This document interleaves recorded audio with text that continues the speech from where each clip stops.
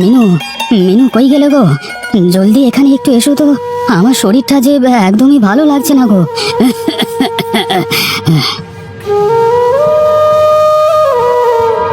ওগো, এই তো আমি, এই তো এসেছি। বলো, তোমার কি কিছু লাগবে? কি আর চাইবো বলো? অসুস্থ হওয়ার পর আমার কাজ বন্ধ হয়ে গেছে, আবার সংসারে খাওয়া দাওয়া বন্ধ হয়ে যাচ্ছে দিন দিন। কি যে চাইবো কিছুই তো বুঝতে পারছি না গো। ওগো, তুমি এত কিছু নিয়ে ভেবো না, সব ঠিক হয়ে যাবে। শুধু তুমি আগে একটু সুস্থ হয়ে নাও। সুস্থ আর হব কি করে গো? ওষুধই তো কিনতে পারছি না গো। যদি তাড়াতাড়ি সুস্থ হতে পারতাম তাহলে কাজ করে ওষুধপত্র কিনতে পারতাম গো। আমি থাকতে তুমি একদমই চিন্তা করো না, দেখবে বিধাতা আমাদের জন্য একটা না একটা ব্যবস্থা করে দিবে। তুমি ঘরেই থাকো, আমি বাইরে গিয়ে দেখি কোনো একটা কাজ জোটাতে পারি কিনা।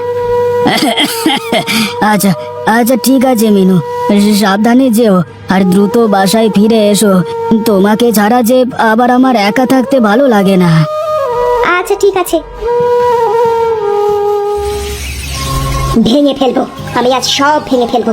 আজ কতদিন ধরে কাজের বুয়াটার কোনো খোঁজ খবর নেই, আর এই বাসার কেউ আমাকে একটা নতুন কাজের বুয়াও এনে দিচ্ছে না। ঘরের সব কাজ এখন আমাকে দিয়েই করাচ্ছে।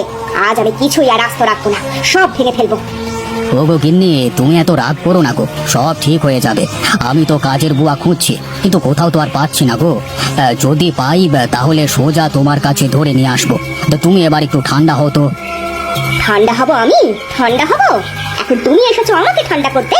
তোমাকে আমি কতদিন ধরে বলেছি কাজের মেয়েটা বাসাতে নেই, হয় ওকে খুঁজে আনো, নয়তো নতুন একটা কাজের লোক আনো। কিন্তু তুমি কি করেছো বলো তো? আহা গিন্নি, আমাকে ক্ষমা করে দাও, আমি আমার ভুল স্বীকার করে নিচ্ছি। দাঁড়াও, আজ আমি একটা কাজের বুয়া খুঁজে আনছি। কথাটা যেন ভালো মতো মনে থাকে, যদি আজ কোনো একটা কাজের বুয়া ঠিক করে না আনো তাহলে কিন্তু তোমার এই বাসার সব কিছু আমি ভেঙে ফেলবো। আচ্ছা বাবা, ঠিক আছে, আমি যে করি হোক আজ একটা কাজের বুয়া নিয়ে আসবোই আসবো।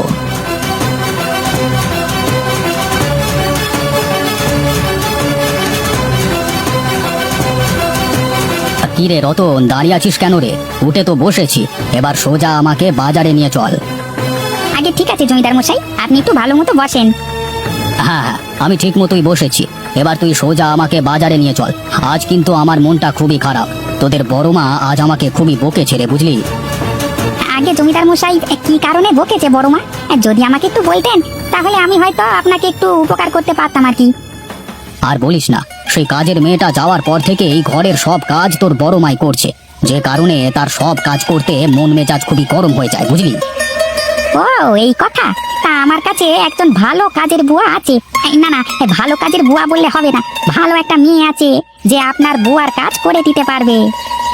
তা কি বলছিস তুই রতন? তাহলে আগে আমাকে তার কাছে নিয়ে চল প্রথমে, পরে বাজার করা যাবে।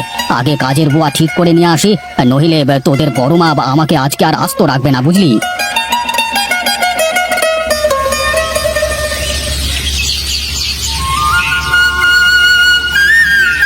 আরে রতন চাচাজি, এই অবেলায় আমার বাড়িতে কি মনে করে আসলেন? আরে এসেছি তোর জন্য একটা কাজ নিয়ে। আমি তো জানি তোর স্বামী কতদিন যাবত অসুস্থ হয়ে বিছানায় পড়ে আছে, আর তুই একটা কাজের কথা আমাকে সেদিন বলেছিলি না, তাই আমাদের এই জমিদার মশাইকে তোর কাছে নিয়ে এসেছি আর কি।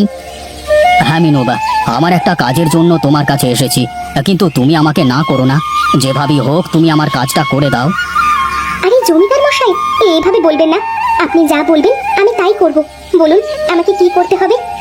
আরে বেশি কিছু করতে হবে না, ওই যে আমাদের বাড়িতে যে কাজের বুয়াটা ছিল না, ও কতদিন যাবত আসছে না। যদি তুমি ও না আসা অবধি আমার বাড়িতে কাজ করে দিতে তাহলে আমি খুবই খুশি হতাম। বিনিময়ে তুমি যত টাকা চাইবে আমি তাই তোমাকে দেব, তোমাকে আমি একদমই ঠকাবো না। আরে এইসব কি বলছেন? আপনার বাড়িতে কাজ করতে হবে, এটা তো আমার সৌভাগ্য।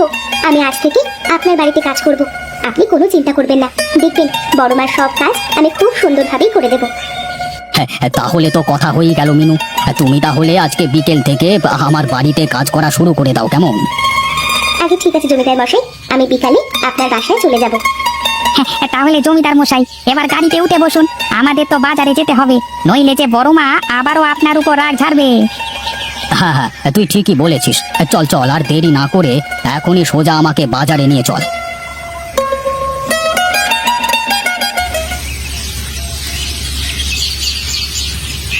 আরে মিনু, তুই এখানে চেয়ার টেবিল পরিষ্কার করেছিস?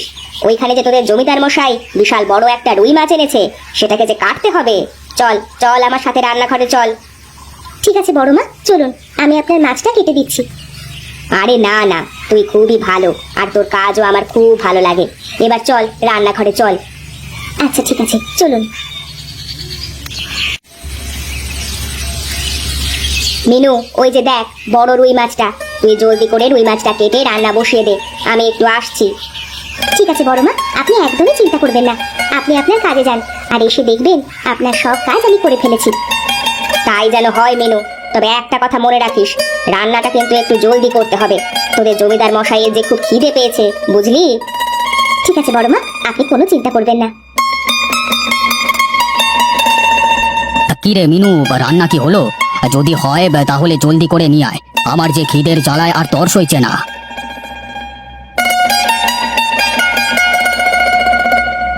এই তো আপনার প্রিয় রুই মাছের তরকারি হয়ে গেছে, এবার আপনি খেতে পারেন। আরে মিনু, তুই তো ভালো রান্না করতে পারিস। ইস, কি মজা করে রুই মাছটা রেঁধেছিস, ইচ্ছে করছে সবই খেয়ে ফেলি।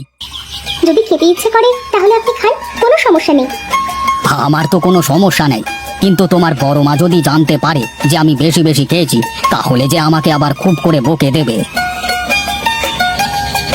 কি ব্যাপার, আমাকে নিয়ে কি কথা হচ্ছে? হ্যাঁ শুনি। আরে কিছু না গিন্নি, তুমি এসো এসো, তোমার খাওয়ার জন্যই অপেক্ষা করছিলাম। তুই এখনো দাঁড়িয়ে আছিস কেন মিনু? তুই রুই মাছের তরকারি আর ভাত নিয়ে এখনই তোর বাসায় চলে যা। আর শোন, কাল সকালে কিন্তু চলে আসবি আবার।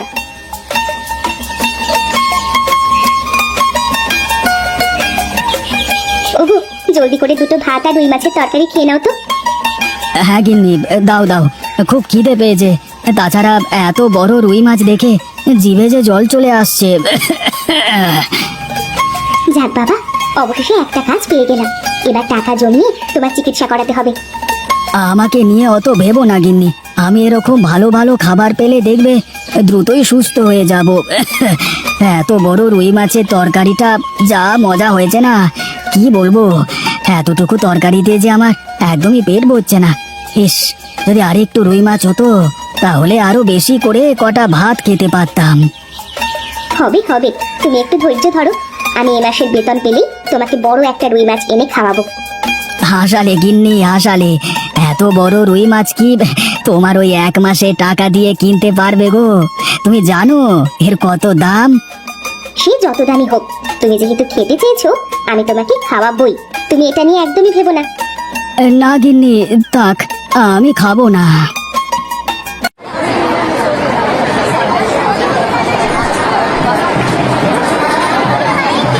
আরে দেখো দেখো, আমাদের জমিদার মশাই চলে এসেছে। এত বড় মাছ এই গ্রামে একমাত্র আমাদের জমিদার মশাই ছাড়া আর কেউ কিনতে পারবে না। হ্যাঁ, তা তুই ঠিকই বলেছিস ভাই, এত বড় একটা মাছের দাম আমাদের 1 বছরের কামাই। এটা জমিদার মশাই, আপনি আজ কি এই বড় মাছটা কিনবেন? আরে হ্যাঁ, তোমরা তো জানোই আমি আবার বড় মাছ ছাড়া একদমই ভাত খেতে পারি না। তা জেলে ভাই, তোমার এত বড় মাছের দাম কত শুনি? আগে জমিদার মশাই, আপনার কাছে কি দাম চাইবো?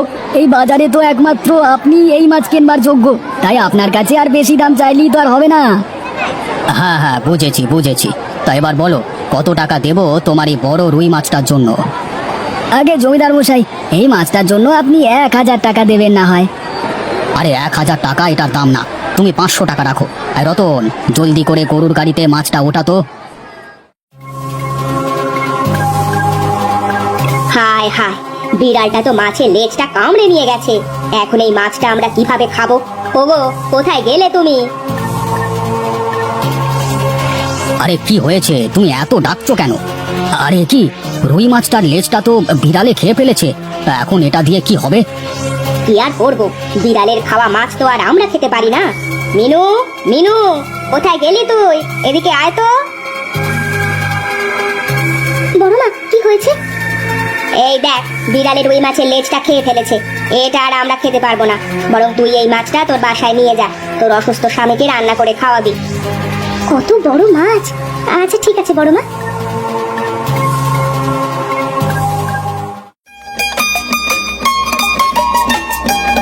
আরে বাহ, লেজ ছাড়া রুই মাছটা তো খুবই মজা লাগছে। এত বড় রুই মাছ তো আমি জীবনেও একবার খাইনি।